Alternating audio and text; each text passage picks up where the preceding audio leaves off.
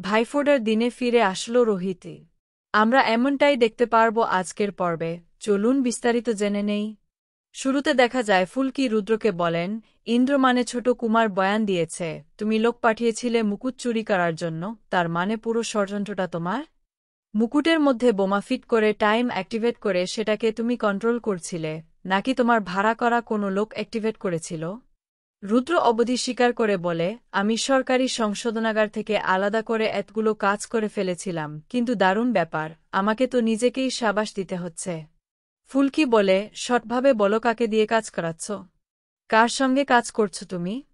আর কে কে তোমার সঙ্গে দেখা করতে এসেছিল? একটি ছদ্মবেশী আর্মিও ছিল, তাড়াতাড়ি বলো, তুমি আমার উপর প্রতিশোধ নেবে বলে এতগুলো লোককে মেরেছিলে। উৎসবে সোনার মুকুটটা একটাই আধুনিক ছিল যে বোম স্কোয়াডের লোকরাও হেডশেক করে গিয়েছিল, কোথা থেকে পেলে তুমি বলো?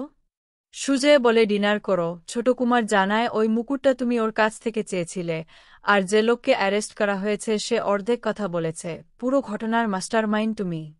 তাই তুমি একদম দ্বিধা করো না। ও বলে, সারা জীবন এত মানুষের সঙ্গে মিট করেছি, কথা বলেছি, সবাই তো ফুলকির মতো স্পেশাল নয়, তাই মনে থাকে না। তখন অরণ্য রুদ্রকে বলে, আপনার নামটা কি করে বললেন? রুদ্র হেসে বলে, তুমি কাকে নিয়ে এসেছ? বিখ্যাত মানুষদের তো সবাই জানে, তাই না ফুলকি?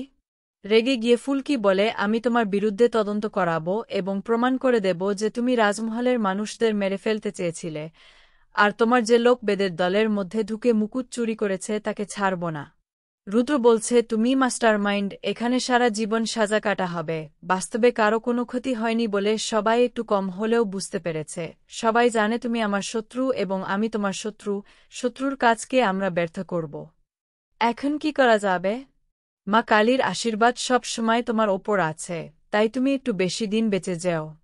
তবুও তুমি এতেই স্বীকার করো যে বদলা নেওয়ার জন্য তুমি মুকুটটি চুরি করেছিলে এবং মুকুটে বোমা লাগিয়েছিলে রাজমহলের লোকজনকে শেষ করে দিতে, কিন্তু মায়ের আশীর্বাদে তা সফল হয়নি। ফুলকি অংশকে বলে, দাদা ভাই, এগুলো রেকর্ড হয়ে যাচ্ছে। অংশ ফোন বের করে রুদ্রকে দেখায় এবং ফুলকি বলে, এটার ভিত্তিতে তোমার সাজা আরও বাড়বে, তুমি আর কখনো বাইরে বেরতে পারবে না, মাথায় রেখো রুদ্র। মনে মনে রুদ্র ভাবছে তাকে বেকায়দায় ফেলে দিল, ফুলকি নিজে সামলে নেবে। রুদ্র বলে, ফুলকির শক্তি আরও বড় হচ্ছে, মাঝে মাঝে ভুলে যেও না পুলিশ কাজ করছে, কারণ আমি বলছি তোমার সঙ্গে আমার ঠিক সময় দেখা হবে আবারও। এই বলে রুদ্র নিজেই সেলের ভিতরে ঢুকে যায়। ফুলকি যখন অংশুমানকে বলে, লোকে কি বলল, আমাকে থ্রেট দিয়ে গেল, অরণ্য বলে, হ্যাঁ ম্যাডাম, থ্রেটটা আপনাকে দিয়ে গেল। এবার কিন্তু আমার খুব চিন্তা হচ্ছে ম্যাডাম, আপনাকে খুব ধীরে সুস্থে কাজ করতে হবে। আপনাকে সাবধানে থাকতে হবে। আর একটা কথা, প্রত্যেকটা মুহূর্তে আমি আপনার সঙ্গে ছায়ার মতো থাকব, না বাড়ি চলে যাব না। অংশ ফুলকিকে বলে, সব কিছুর পিছনে আবার রুদ্র ছিল, তাই না ফুলকি? আচ্ছা, কতবার আমরা ওর কাছে এভাবে হেরে যাচ্ছি বলো তো, কি করলেই সব কিছু শেষ হবে? চলো, তপনকে বলতে হবে ভাই, শেষ পর্যন্ত নিয়ে যেতে পারব না। মা কালী অন্যায়কে সমর্থন করে না। আপাতত অনেকটা সামলে গেছে ফুলকি, তপসবাবুকে বলে দিও আমি আমার ঘরে যাচ্ছিলাম। হ্যাঁ যা বলছিলাম, কোন দিকে যাবে ফুলকি ম্যাডাম? আপনার খাবারটাও সঙ্গে নেই। ফুলকি কিছু বলে না, চুপ করে চলে যায় অরণ্য। ফুলকি খাবার খেতে বসে যায়। তখন সেখানে তমাল আর পিয়াল আসে। তখন তারা দেখে বলে, কি হয়েছে? ফুলকি চুপ করে দাঁড়িয়ে আছে। জিজ্ঞেস করে, কি ভাবছিস? তখন সে বলে, ভাবছি যে কিভাবে রুদ্র সানালের কবল থেকে আমরা বাঁচব।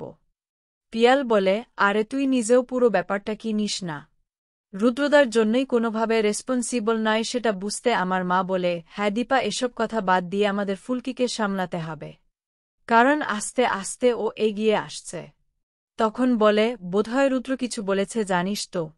তখন বলে, ভগবানের কেমন লীলাখেলা অদ্ভুত, অন্যটাকে না ভগবানই আমাদের কাছে পাঠিয়ে দিলেন ফুলকিকে। সবসময় কি অদ্ভুতভাবে আগলে রেখেছে ছেলেটা। লাবণ্যদের বোঝাবে একটা সিদ্ধান্ত নিয়েছি যে কাল তোদের সঙ্গে বসে আমি ভাইফোঁটা দেব। তখন লাবু বলে, এবারের ভাইফোঁটা করি পিয়াল। তখন লোকে বলে, না আসলে আমরা ভাইকে খুব মিস করছি রে, করছি না, খুব মিস করছি। কিন্তু এইভাবে তো আমাদের আটকে থাকলে চলবে না। অন্যটা আমাদের সঙ্গে অদ্ভুতভাবে মিশে গেছে। তাই আমি চাই আমাদের পরিবারে ওকে আটকে রাখতে, বেঁধে রাখতে। আর এই ভাইফোঁটার থেকে বড় উৎসব আর কি আছে বলতো? এরপর পরের দিন সকালে ফুলকি ফোনে কথা বলছে, অরণ্য এসে চুপ করে দাঁড়িয়ে আছে। ফোন রেখে অরণ্যকে বলে, ওরে চুপ করে দাঁড়িয়ে আছো, কিছু বলবো না? হ্যাঁ, অনেক বড় বিষয়, আর আপনি সেটা আমাকে হেল্প করবেন। ফুলকি বলে, আপনি ধরে নিয়েছেন যে আমাকে একটা কাজ করতেই হবে। ফুলকি বলে, হ্যাঁ ম্যাডাম, আপনাকে একটা কাজ করতেই হবে। কারণ লাবু দিদি ঠিক করেছে আমাকে ভাইফোঁটা দেবে।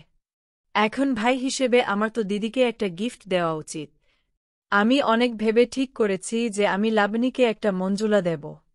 তখন ফুলকি বলে, ব্যাস, আপনি ঠিক করে ফেলেছেন, এখানে আমি আর কি হেল্প করব? অরণ্য, ম্যাডাম, আপনি তো চুপ করে দেবেন যে আমি কিনব। বলে, তাহলে চলুন গিয়ে দেখি। অরণ্য বোঝে না, ম্যাডাম, ও ফোনে দেখে নিতে পারব। বলে, বেশ সুন্দর কানের দুল পছন্দ, ভালো, এইটাই নেব, অনুভূতিটা বেশ ঠিক আছে। লাবুরা সবাই একেবারে রেডি হয়ে যায়। অন্যদিকে ভাইফোঁটা দিচ্ছে না বলে সবাইকে ফোঁটা দেওয়া হয়ে যায়, তখনই একজন কলানের বাজায়। তা ও বলে, কি ব্যাপার, কে এসেছে? তখন ছুটে গিয়ে দরজাটা খুলে দেখে ডেলিভারি ম্যান এসেছে। যেখানে অর্ডার করেছিলে সেটা নিয়েছে অরণ্য, সেটাই নিয়ে লাবণীর কাছে গিয়ে বলে, এটা তোমার জন্য। আসলে তুমি যেভাবে আমাকে আপন করে নিয়েছ, নিজের ভাই বলে বিশ্বাস করো, আমাকে কেউ কোনোদিন এভাবে আপন করে নেয়নি দিদি। তাই আজকে আমার তরফ থেকেই তোমার জন্য একটা ছোট্ট গিফট। ফুলকি বলে, জেলা বৌদিকে একটু কানের দুলের জন্য? ফুলকি তখন লাভু খানিকটা পুড়িয়ে পড়ে অরণ্যকে দেখায়, বেশ সুন্দর লাগছে। লাভু তেমনি হয়ে পড়ে আবেগে। বলে, আজকে ভাই থাকলে ঠিক এভাবেই আমাকে স্পেশাল ফিল করাতো। থ্যাংক ইউ সো মাচ, শুভ ভাইফোঁটা। ধানও ওখানে পৌঁছে যায়। ফুলকি বলে, তুমি এত দেরি করলে কেন দিদি, এখন সবাইকে ফোঁটা দেওয়া হয়ে গেছে। ধানু, ও তো আমাদের সেই সকাল থেকে রেডি হয়ে বসে আছে। এই যে আদি উঠে রেডিও চালালো, তারপরে একটুখানি খাওয়া দাওয়া হলো। তারপর তো আসলে আজকে আদি একটা গিফট কিনে চলে এসেছে। কেন তখন তোমার থেকে ফোনে কথা বলল? প্রথম ফোনেই ফুলকি বলে, ফোঁটা নেবে, আমি দিতে পারব না। কিছুদিন আগেই তো স্যার মারা গেলেন। তখন ফুলকি বলে, আমি জানি যে তোর মনটা ঠিক নেই, কিন্তু কি বলবো, আমি তো এবছরই প্রথম ফোঁটা পাব। লোভ সামলাতে না পেরে আমি এখানে চলে এলাম।